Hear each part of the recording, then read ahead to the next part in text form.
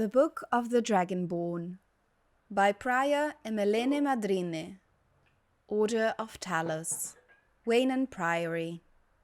A treatise on the Dragonborn.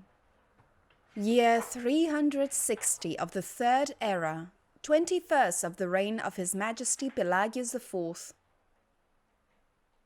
Many people have heard the term Dragonborn.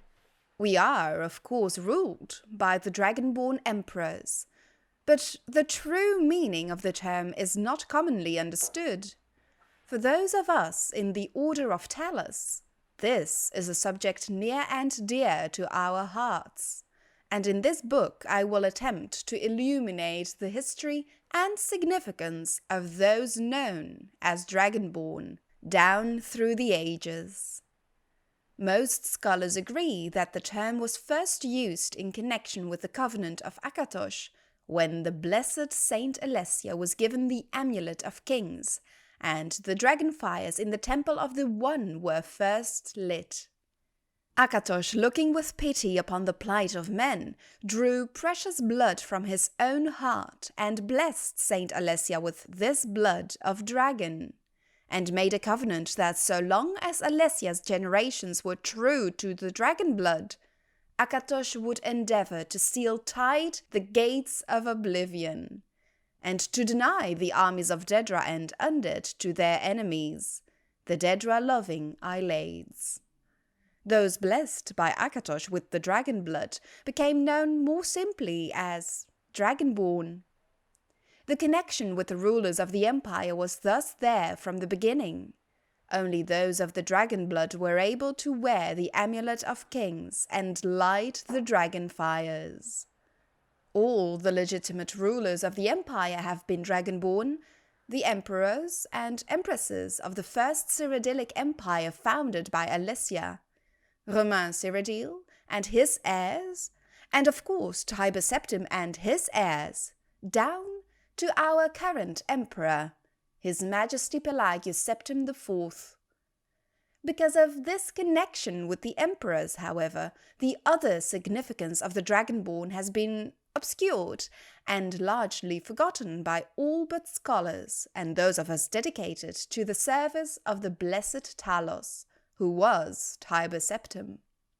Very few realize that being Dragonborn is not a simple matter of heredity. Being the blessed of Akatosh himself, it is beyond our understanding exactly how and why it is bestowed. Those who become emperor and light the Dragonfires are surely Dragonborn. The proof is in the wearing of the amulet and the lighting of the fires. But were they Dragonborn and thus able to do these things? Or was the doing the sign of the blessing of Akatosh descending upon them? All that we can say is that it is both and neither, a divine mystery. The line of Septims have all been Dragonborn, of course, which is one reason the simplistic notion of it being hereditary has become so commonplace. But we know for certain that the early Cyrodiilic rulers were not all related. There is also no evidence that Romain Cyrodiil was descended from Alessia, although there are many legends that would make it so, most of them dating from the time of Romain and likely attempts to legitimize his rule. We know that the Blades, usually thought of as the emperor's bodyguards, originated in Akaviri crusaders who invaded Tamriel for obscure reasons in the late First Era. They appear to have been searching for a Dragonborn. The events at Pale Pass bear this out, and the Akaviri were the first to proclaim Romain Cyrodiil as Dragonborn. In fact, it was the Akaviri who did the most to promote his standing as emperor, although Romain himself never took that title in his lifetime. And of course, there is no known hereditary connection between Tiber Septim and any of the previous Dragonborn rulers of Tamriel. Whether there can be more than one Dragonborn at any time is another mystery. The emperors have done their best to dismiss this notion, But of course, the imperial succession itself means that at the very least, there are 2 or more potential Dragonborns at any time, the current ruler and his or her heirs. The history of the Blades also hints at this, although little is known of their activities during the interregnum between Romain's empire and the rise of Tiber Septim. Many believe that the Blades continued to search out and guard those they believed were or might be Dragonborn during this time. Lastly, we come to the question of the true meaning of being Dragonborn. The connection with dragons is so obvious that it has almost been forgotten. In these days, when dragons are a distant memory, we forget that in the early days being Dragonborn meant having the dragon blood. Some scholars believe that was meant quite literally, although the exact significance is not known. The Nords tell tales of Dragonborn heroes who were great dragon slayers, able to steal the power of the dragons they killed.